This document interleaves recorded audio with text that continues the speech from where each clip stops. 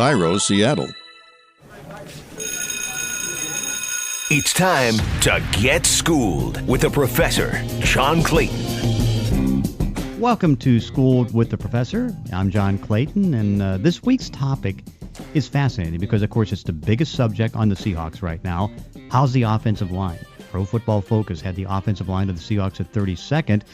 Tom Cable, he's not going to argue with what's going on from Pro Football Focus, but he has a big belief in this line. But I think what it comes down to is that you have to kind of look at the history of offensive lines, where they are now and where they have been. We're looking forward to talk to Howard Mudd, longtime NFL coach on the offensive line. Been here with the Seahawks, the Indianapolis Colts, the Philadelphia Eagles. He's been everywhere. And, of course, goes back into the days with the 49ers when, offensive lines were a little more simple. I mean, you go back in the 70s and it was pretty much running.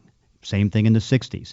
Very little passing. I, covered so many Steeler games where, Terry Bradshaw was lucky to get off 9 passes one week, 15 passes the next. And, it was so simple because the defenses were reasonably simple. I mean, you didn't really have nickel defenses. You took your best 11 players on defense. You put them out there. If somebody got injured, you bring in another defensive player. I mean, the rosters weren't as big as the 53-man roster that's currently there. But then as natural, the game starts to change and you have to start to make adjustments. I still remember the unusual part of covering the Steelers. Now, of course, they had a great offensive line. I mean, Mike Webster was a Hall of Famer.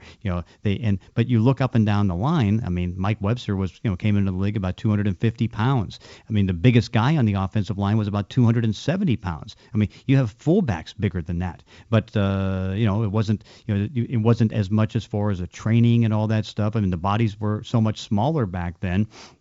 And so you had Chuck Noll taking his offensive line and moving it around a little bit, doing some different type of blocks that would try to trap. I mean, he was really big on trying to trap. You take that defensive lineman, let him come in a little bit, and then you get him out of position, knock him down, and all of a sudden that opens up a good running lane for Franco Harris. But, I contend that teams that have great offensive line coaches, and back then the Steelers had Raleigh Dotch doing the job on the offensive lineman. It's such an advantage. I mean, you see the great success that Tom Cable has had here in Seattle, the great success that he's had. I mean, guys like Howard Mudd. I mean, at some point, and it's going to take a few years, offensive line coaches, assistants, I think, are going to start getting into the Pro Football Hall of Fame. Right now, it's hard enough to get a head coach in, but you really need to take the guys, and it's so much tougher now because of free agency. Free agency almost prohibits you from keeping lines together. At least through the 70s, the Steelers pretty much had the same line year in and year out.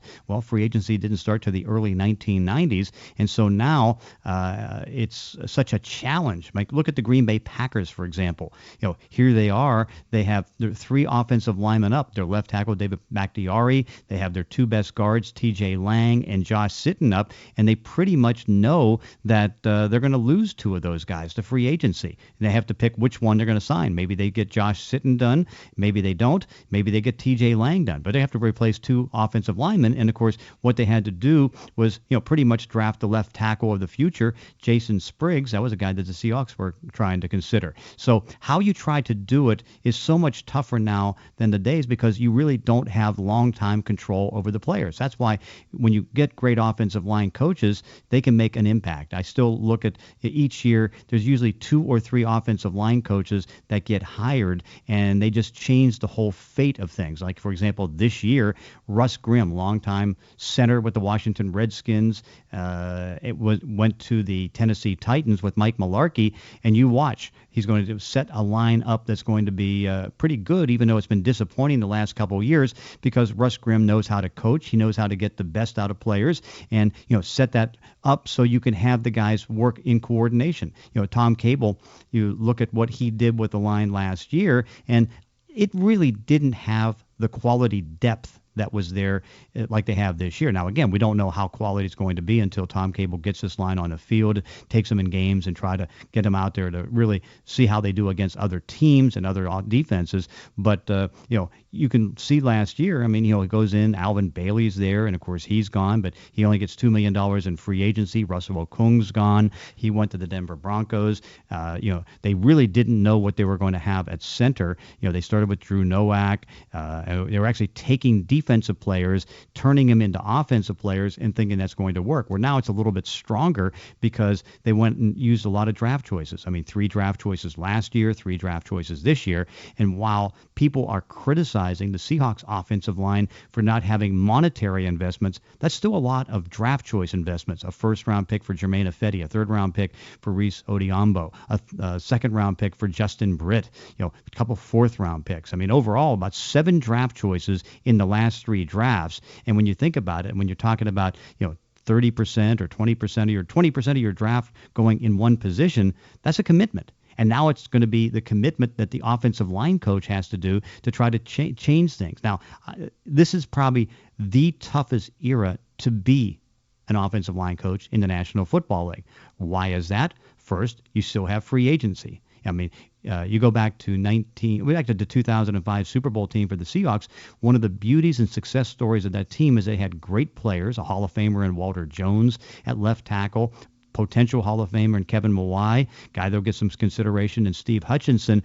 Robbie Tobeck did such a great job. But what was nice is that they were together, and they were together around 50 games. Well, it's hard anymore to get an offensive line to be together for that long of a time. That's why, for example, if Tom Cable can do a good job with this line, and all of a sudden Reese Odiombo gets in there, Fetty gets in there, this is a line that can be together more so than other teams for 32, 48 games possible if they get the re-signs, because obviously these guys are going to get second contracts if they're good enough.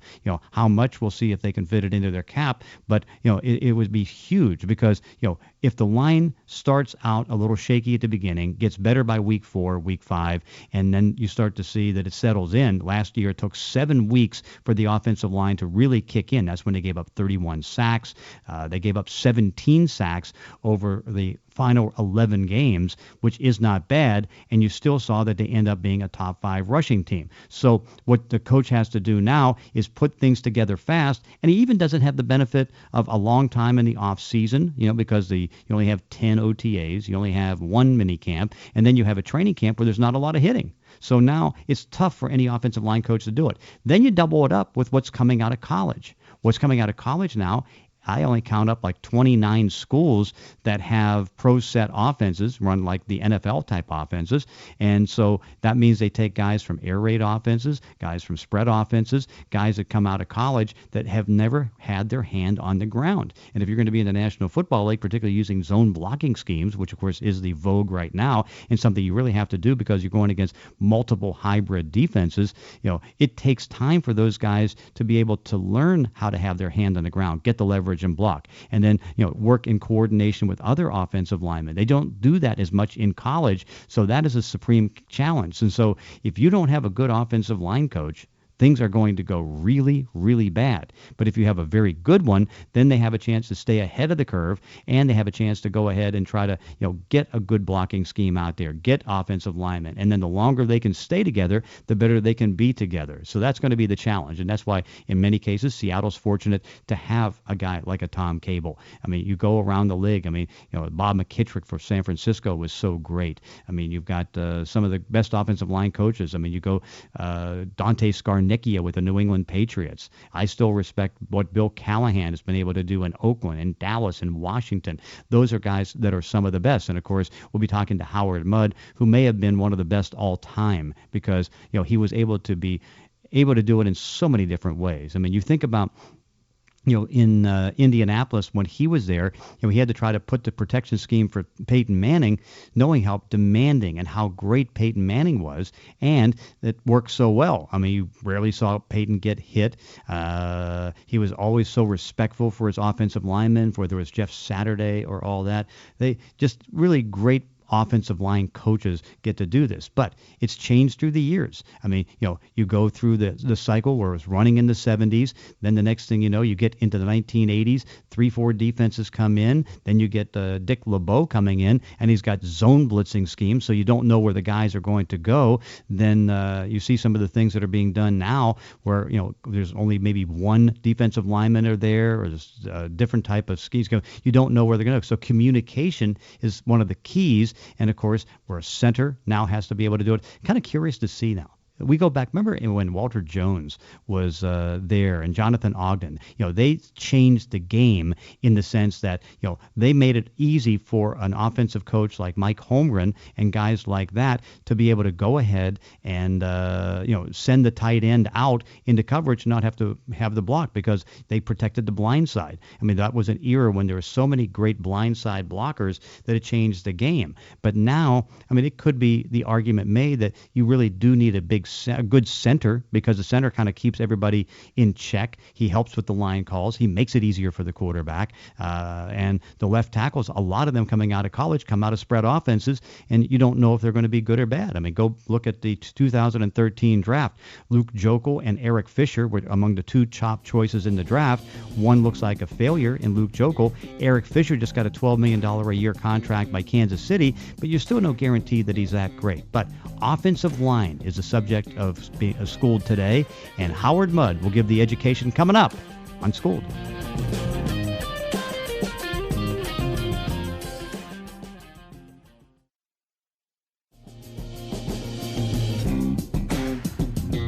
Welcome back to Schooled. And of course, if you want an education on offensive line, there's nobody better than longtime NFL offensive line coach Howard Mudd. And in fact, I am so pleased to be able to announce that Howard actually is doing a book. It's called The View from the O-Line, Football According to Offensive Linemen and an Uncommon Coach. And of course, that uncommon coach joins us here, Howard Mudd.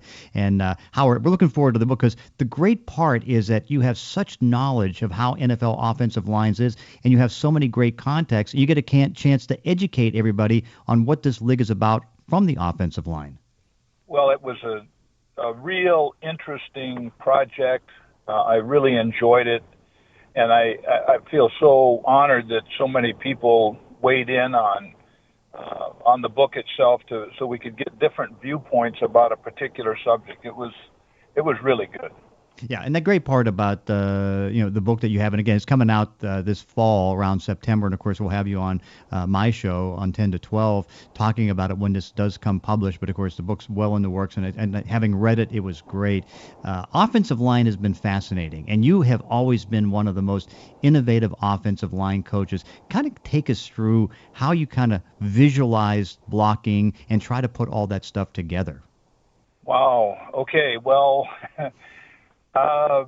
Years ago, the running game. Years ago, there was a game in that the Giants played the Baltimore Colts, and they went into overtime, and Alan Amici ran a playoff tackle, and we call that inside zone, and everybody wants to claim that they have invented it, and that's not true. What I did was I just said, well, gosh, if it was good enough for that generation and Jimmy Taylor when I played and so on, well, what we tried to do, what I felt was something that I wanted to do in different places was have only one or two things that you do and do a few things, do them extraordinarily well. So keep repeating and repeating and repeating. It's usually not the play that is faltering. It's usually the players that don't have techniques.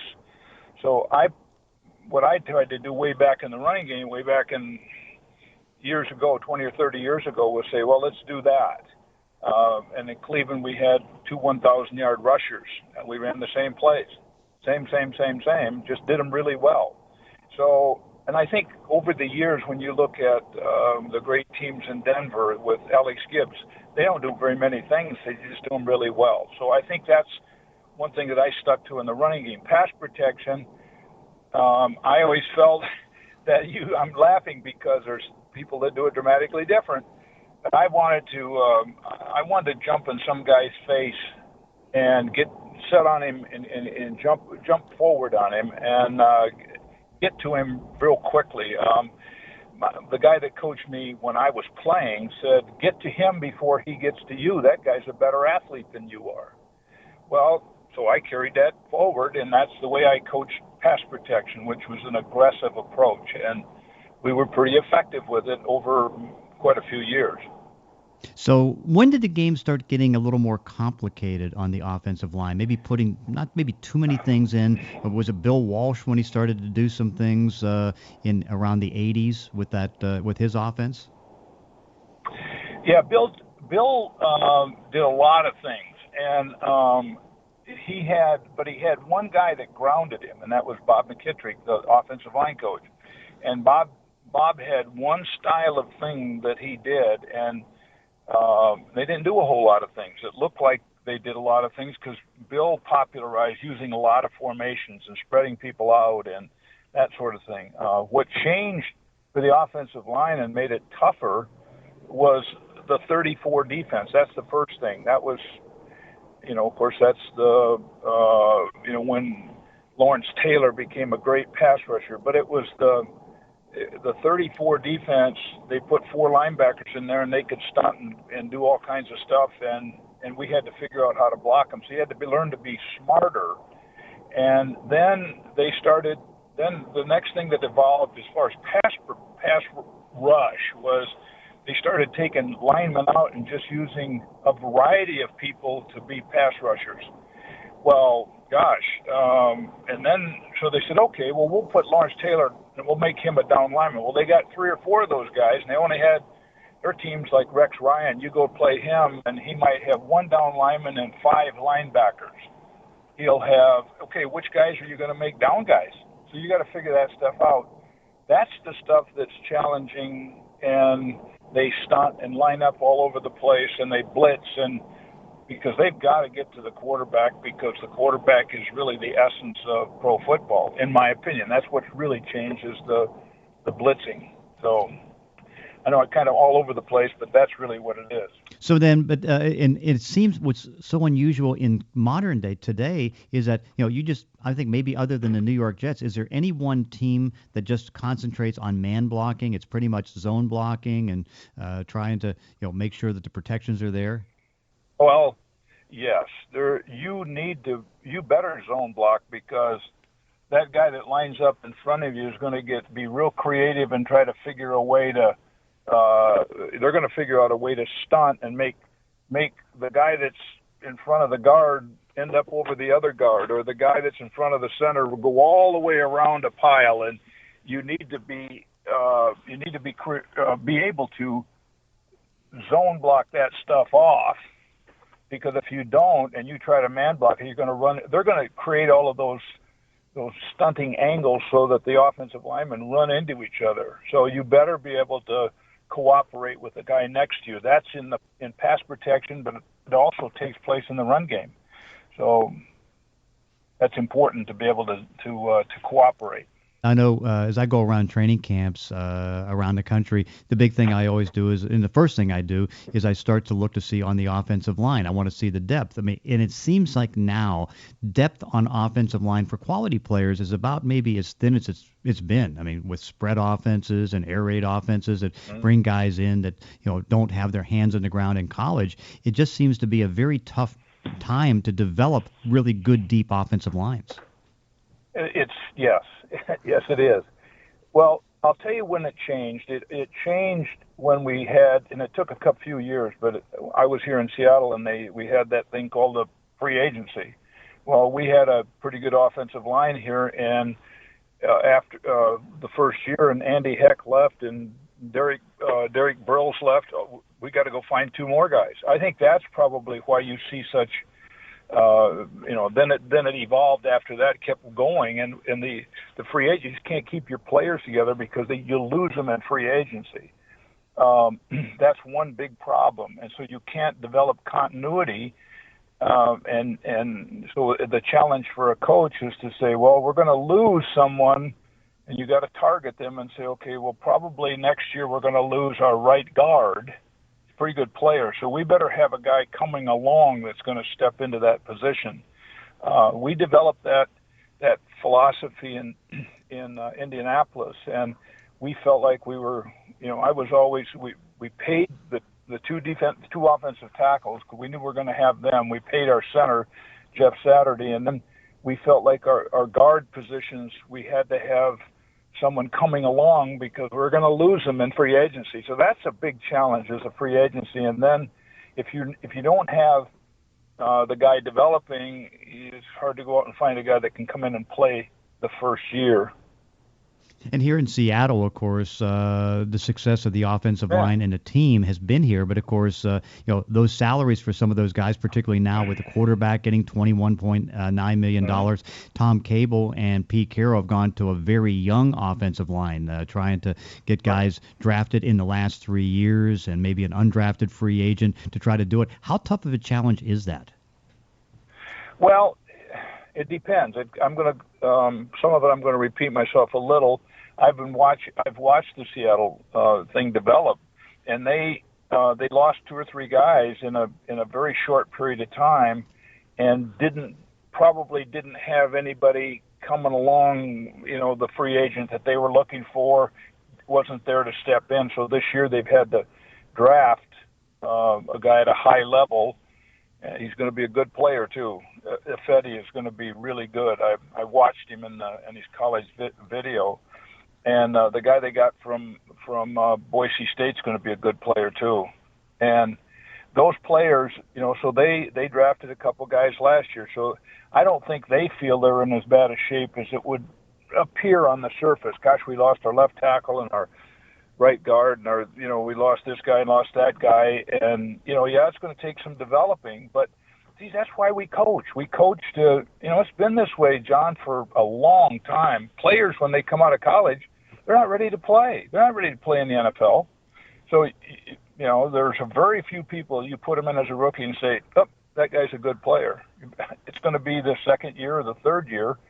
Then they learn how to play in the NFL. It's just different football on Sunday than it is on Saturday. The one thing I find interesting too, and when I start to do evaluations of teams, and particularly with the spread offense and the air raid offense, I think it's accentuated the value of great offensive line coaches. I mean, you look over at Washington last year, you look at the Pittsburgh Steelers. Steelers get Mike Munchak on the offensive line. Bill Callahan goes to Washington. Next thing you know, they put things together quickly, and it was the same thing when you move from different teams to team. A great offensive line coach can make such a difference on a team. I completely agree with you, and I mean the people that you talked about, and if you notice, there's a situation that happened with New England this year. Their offensive line performed real poorly. Brady was at risk, and when they played Denver, he got. They did a record of. I watched the game, and they kept a record of how many times he'd been hit and how many times he'd been harassed and all that. Well, it was awful because Denver brutalized him. Well, I'm not sure of this, but I heard through the grapevine that the offensive line coach that Belichick had, they fired him on the airplane. So they brought Dante Scarnecchia back, who for a long time they made him come back out of retirement to fix their problem. So they're a valuable commodity to have the offensive line coach that knows what he's doing, not just do drills and things like that, but the guy that can put together the Mike Munchak thing that you're speaking of putting this thing together, and it's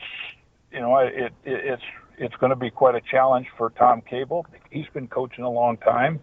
He's got a pretty good track record. So there's some other people I'm not so sure could do those jobs.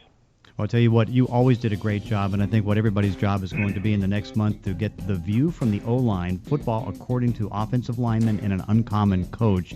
And we'll be talking to you when this book comes out next month. Hey, Howard, thank you so much. Well, you're very welcome, John.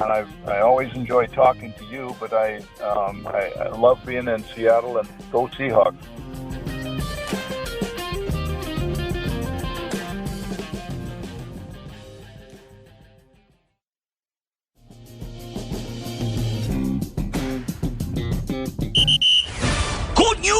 Everyone, it's time to ask the professor. You young Turks think you know everything. Welcome back to Schooled with the Professor. Remember, each week you get a chance to ask me any question you have relating to the podcast. Just get me on Twitter and use hashtag Clayton Schooled. This week, we're talking offensive line. And our Twitter question comes from @JDogGoJags. He asked, with the modern style of quick passing attacks, has the center surpassed left tackle as the most important position on the offensive line? Well, I'll tell you what, it's narrowing. I mean, still, a great left tackle is so valuable, and you see that now when the contracts come down. I mean, Eric Fisher of the Kansas City Chiefs may not be that good, but he gets $12 million a year. Alex Mack goes to the Atlanta Falcons, and he gets $10 million a year. Joe Thomas is probably the best left tackle in the game, playing for the Cleveland Browns. He makes about 13. Trent Williams makes about 13. So the value still is at left tackle because, you got right-handed quarterbacks. I mean, in fact, when Kellen Moore broke his leg, I think there's 117 quarterbacks, 117 quarterbacks in the league. He is the only left-handed quarterback. And so you have to protect the blind side of the quarterback, and it's rare to be able to find some of those great ones because you need one. Like, look how safe it was when Russell Okung was over there and healthy. I mean, he goes to Pro Bowls, he closed the door, he makes it a lot easier in protecting the blind side of the quarterback. But centers are becoming so important and valuable, and you watched that last year with the Seahawks. Max Unger was one of the best communicating centers in football, and so when Drew Nowak took over, tried to get in there and be the starting center, it took a lot because he wasn't as good at communicating. It put more pressure on Russell Wilson because he had to call some of the protections, and so it really got better when Patrick Lewis came in there. But I know, for example, the Atlanta Falcons and the general manager Thomas Dimitroff, I mean, he was doing a lot of research on analytics, a lot of research on offensive lines, and he came to the conclusion that one of the things that he was really missing last year was that communicating center. And so, they put a first-round pick on Matthews at left tackle. They went out and got Andrew Levicha at guard, and they got Chris Chester at guard. They got a real good right tackle in Ryan Slater, but they thought the key to this offensive line was getting Alex Mack, the center. Now, again, centers still may not be topping the left tackle, but their value tends to be increasing. And what they're anticipating, and I know talking to Dimitroff, his thoughts would be that it's going to make it easier for Levicha to do well at left guard because now he has somebody that can communicate with him. And even go back into the days of the Seahawks in 2005, Robbie Tobeck was sensational with communication. I mean, of course, it helped that line had been together for like 3 years, been together for around 50 starts, because after a while, if you have a good communicating center like Robbie Tobeck, those guys all know exactly what's going to be happening, and so almost you don't have to have the verbal communication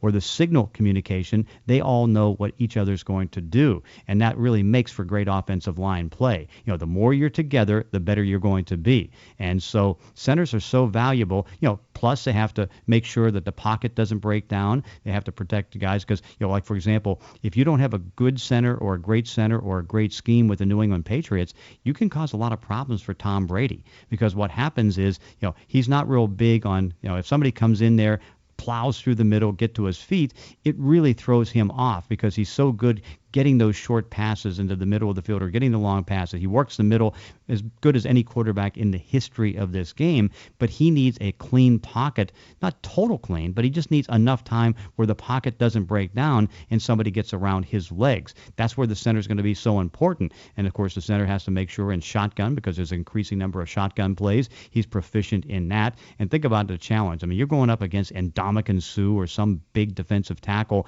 You've got 320 pounds of grizzling attack monster coming right at you, and you have one hand that's off, and that guy can just plow you down. So you need really good centers. But no, I'd say, J-Dog, is that you look at the left tackle position number one, and then maybe you look at center number two. And, it's going to be the interesting transition to see if Justin Britt can handle it. Moving from tackle, moving from guard, moving from center. Because if it does work out, then things will really start getting better on this offensive line. And as bad as people thought of the offensive line, it finished pretty strong last year. I mean, that offense was really clicking. And, Russell Wilson was getting better. He's better this year. And I know Tom Cable, from talking to him, he feels pretty good about what's there for depth, what's there for options. And I think this offensive line draft may be the one that could put this team over the top as long as they get the good play out of center, Justin Britt. That's it for this week's edition of Schooled. You can follow me on Twitter at ClaytonESPN and send me your NFL questions with hashtag ClaytonSchooled for a chance to get your questions on the air and on the podcast. If you have a minute, please let's have a review on iTunes. Thanks for listening. Class dismissed.